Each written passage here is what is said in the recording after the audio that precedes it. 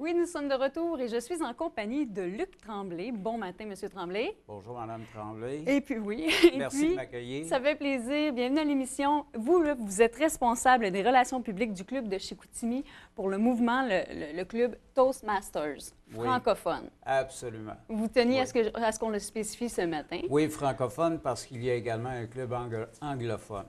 Oui, et puis, moi, ce que j'aimerais qu'on explique pour les gens à la maison, qu'est-ce que c'est que ce club-là? Qu'est-ce que c'est que Toastmasters? En 1924, comme depuis toujours ou à peu près, les gens qui veulent développer leur leadership se doivent d'être de bons communicateurs. Et pour améliorer notre façon de communiquer, soit devant des groupes ou devant des gens, des personnes, la famille ou peu importe, c'est qu'il n'y a souvent pas d'école pour pouvoir former les personnes. Alors, sa mission?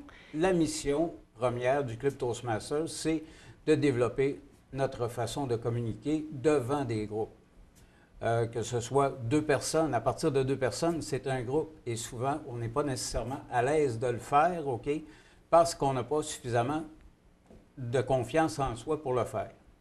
Alors, la confiance en soi, c'est un des aspects dont il est souvent question dans notre mission, c'est-à-dire que nous contribuons à faire en sorte que les gens aient de plus en plus confiance en eux. Parce que ça s'acquiert. C'est pas quelque chose que... On n'est pas obligé d'avoir ça puis de dire, bon, bien, il y en a qui sont de loin meilleurs que moi, puis je dois me résigner à ça. On peut développer cette aptitude-là. Je peux avoir du leadership, OK, de façon naturelle. Et il n'est vraiment pas donné à personne de savoir communiquer devant des groupes de façon innée. C'est vraiment quelque chose qu'il faut apprivoiser et qu'il faut développer. Et puis, vous l'avez dit d'entrée de jeu, créé en 1924. Donc, ça a 92 ans, là, si je dis ce club-là, c'est correct. Donc, ce club-là, qui a 92 ans de fonction, ça consiste à quoi?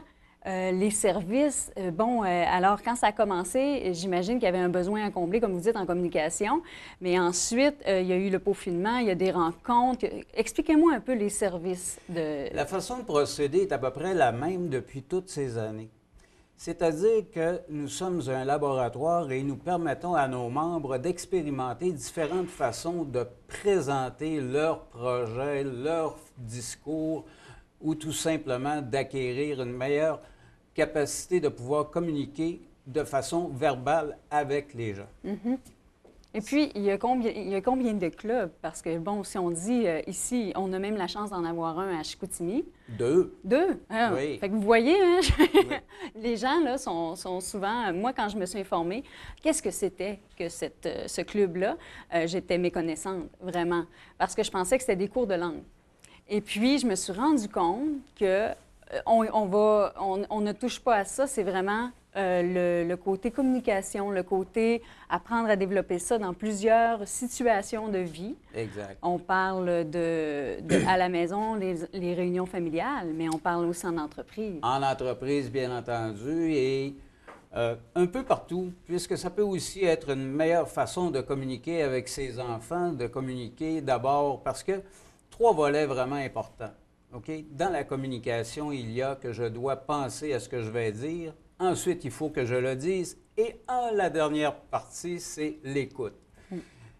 Et aussi, nous faisons... chacune des prestations que les gens font à notre club sont évaluées. Souvent, je peux faire une présentation quelconque devant un groupe d'employés ou tout simplement devant un groupe de personnes, mais il n'y a jamais vraiment personne pour me faire une évaluation objective de ce que je viens de poser comme geste ou de la façon dont je l'ai présenté. Dans notre club, chaque prestation est évaluée par une personne qui a normalement plus d'expérience que, bien entendu, la personne qui vient de faire la prestation. OK. Chose très importante, c'est que dans la parole en public, c'est-à-dire s'adresser à des gens devant des groupes, comme on le disait tout à l'heure, c'est quelque chose qu'il faut développer. Et ce que nous faisons plus particulièrement, c'est que nous nous adaptons au niveau de compétences que les gens possèdent déjà. et nous ne forçons rien et ce ne sont pas des cours. C'est-à-dire que nous respectons grandement, et il est très important de respecter le rythme de la personne, puisque nous ne jetons personne dans la fosse aux lions. OK, parce qu'on n'apprend pas sur la pression, on apprend vraiment sur la capacité d'apprentissage aussi de la personne. Parce que si je suis dans une situation très stressante, il y a un blocage automatique. Okay. Donc, si je suis forcé de poser un geste et que mon cerveau, lui, me dit « Ouf, c'est très stressant cette situation-là », je tombe presque sans moyens. Et à ce moment-là, ma prestation peut être carrément un gâchis, un ramassis de n'importe quoi qui va faire que j'ai plutôt fait l'inverse. Et à la prochaine présentation, ce sera peut-être encore même pire. Donc, il est important on que répète l'erreur, on répète si on vient à être sous pression. La prochaine, comme vous dites, la prochaine prestation risque d'être encore plus ardu et même de ça aller jusqu'à un point tel que je ne veux plus, mais vraiment plus revivre cette situation-là.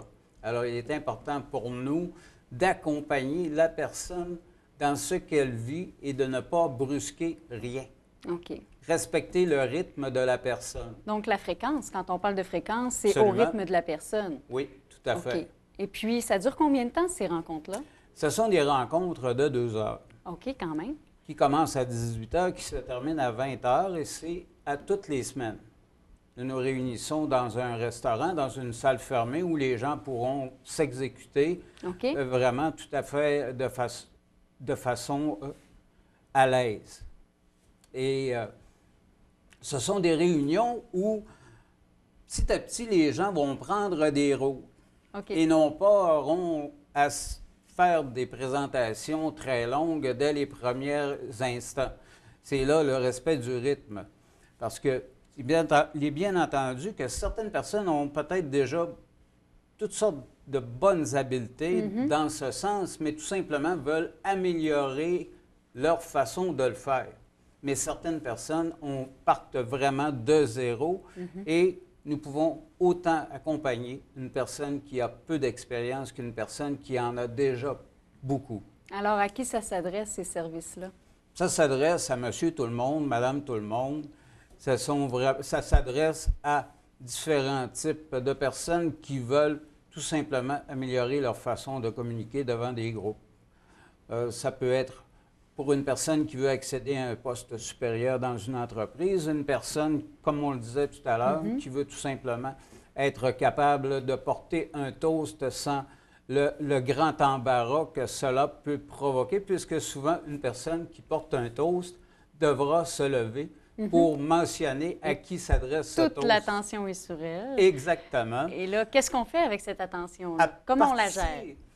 Bien, c'est ça. C'est un petit peu comme les gens au cinéma ou en théâtre qui nous parlent souvent du trac. Oui. C'est qu'on apprend à force de répéter, de poser, pas nécessairement le même geste, mais seulement le fait d'avoir à se lever à chaque fois pour parler, cela nous impose un stress quand même supplémentaire qui est différent de celui de rester assis pour parler. Bien sûr. Puisque même un groupe d'amis, seulement 4 personnes, 2 couples, tout le monde jase, tout le monde est assis, tout le monde semble être très à l'aise de parler. Changeons seulement qu'une règle, chaque personne qui parle se lève pour faire son intervention. Et là, la dynamique est différente. Et même si on est des amis, même si des fois on se connaît depuis longtemps, juste le fait d'avoir à se lever pour parler, ça... Alors, vous, ce que vous faites, c'est de démystifier tout ça. Exact. Vous amenez des astuces, vous amenez, selon aussi la personnalité de la personne. Comme vous dites, vous vous adaptez. Alors, quelqu'un qui veut s'inscrire, comment il le fait? Bien, tout simplement, nous avons un site Internet, vous pouvez facilement nous trouver sur Internet. Nous avons également une page Facebook que nous tentons d'actualiser le plus possible. Et de quelle façon vous pouvez également me téléphoner pour vous informer de... Et chose très importante qu'il ne faut pas oublier, c'est que nous offrons la possibilité à toute personne qui est intéressée par nos activités à devenir membre, de venir assister à 2 rencontres.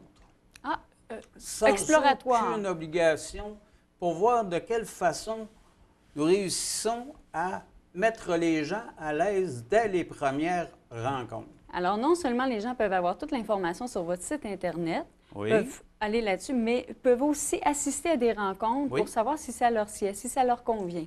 Oui, absolument, puisque certaines personnes préféreront tenter d'apprendre tout ça, on va dire, à partir de livres, mais si je ne pose pas le geste de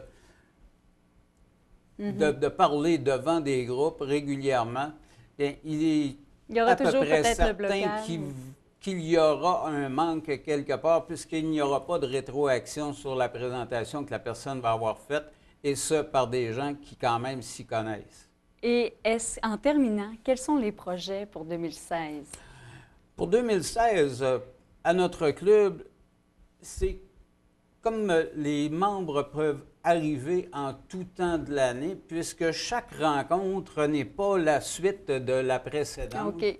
Donc, les membres peuvent arriver à tout moment. Notre mission à nous, anciens membres comme moi, Oui. c'est vraiment de venir en appui aux nouveaux.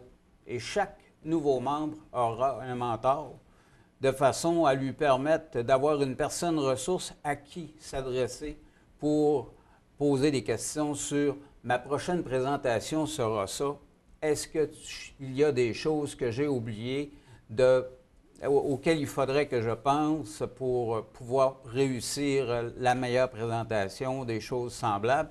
Les projets, tout simplement, c'est que comme certains membres nous quittent de façon quand même aussi assez régulière pour toutes sortes de raisons, puisque ce qu'ils ont acquis est suffisant pour eux, il nous faut définitivement trouver continuellement de nouveaux membres pour combler les gens qui partent. Oui. Donc, continuellement penser à se faire connaître comme nous le faisons ce matin avec vous. Bien, c'est bien parce que, justement, il y en a qui veulent prendre des résolutions, là, 2016, là, Oui. puis de se dire, moi, là, je veux être capable de me débrouiller. Quand j'arrive, on me pose une question, je vais répondre au meilleur de mes connaissances, mais non seulement ça, mais aussi pouvoir bien l'exprimer. Absolument. Alors, je pense que les gens ont tout à gagner à devenir membres. Oui, puis il faut quand même penser à une chose, c'est que même un voyage en Chine qui est quand même une bonne expédition, c'est qu'il y a un premier pas que je pose, Oui. un premier geste qu'il faut que je fasse à un moment donné ou à un autre. Et c'est à partir, une fois que le premier geste est posé, un second s'ensuit et vice-versa. Et on peut finalement finir par arriver à destination. Et si l'objectif de la personne est vraiment de réussir à mieux s'exprimer devant des groupes, bien, Toastmasters, c'est le laboratoire à choisir. C'est la meilleure façon. Et comme nous l'avons dit précédemment, c'est que nous faisons tout ça dans le respect des inconforts que la personne peut vivre. Puisqu'il a déjà été établi que dans les craintes les plus profondes que les gens peuvent avoir, il y a entre autres la peur de parler en public, Oui. la peur d'affronter, de se lever C'est vrai. devant un groupe pour soit porter un toast ou tout simplement faire une présentation, peu importe laquelle présentation on lui demandera de faire. Et en ce sens, moi-même, j'étais une personne qui se tenait loin des tribunes, loin de... Alors, vous prêchez par l'exemple. De dire, bon, ben moi, je sais ce que les autres vivent par rapport Oui. à cette angoisse-là, si on peut s'exprimer comme ça. Oui, oui. Eh bien, vous êtes le meilleur pour nous en parler. Vous vous exprimez très bien. Vous avez votre idée, vous la transmettez bien. Je pense que moi, ce que j'ai à dire aux gens, n'hésitez pas à aller sur le site Internet, allez vous inscrire. 2 rencontres exploratoires, les gens Oui, peuvent participer. absolument. Ça n'engage à rien. Tout à Puis, fait. ça laisse la personne en même temps décider elle-même si elle a envie de poursuivre par la suite. Et si vous voulez en savoir plus, Mme Tremblay, Oui. je vous invite à vous joindre à nous pour une réunion. Ah, mais ça me ferait plaisir. Invitation acceptée. Ben moi, je vous remercie beaucoup, M. Tremblay. Vraiment une belle entrevue. Comme je disais, on rappelle sur le site Internet, la page Facebook. Les gens peuvent aller s'informer. Puis, en vous souhaitant une belle année 2016 qui s'amorce bientôt. Et je vous remercie beaucoup et les mêmes souhaits pour vous, Madame Tremblay. Merci beaucoup. Au plaisir.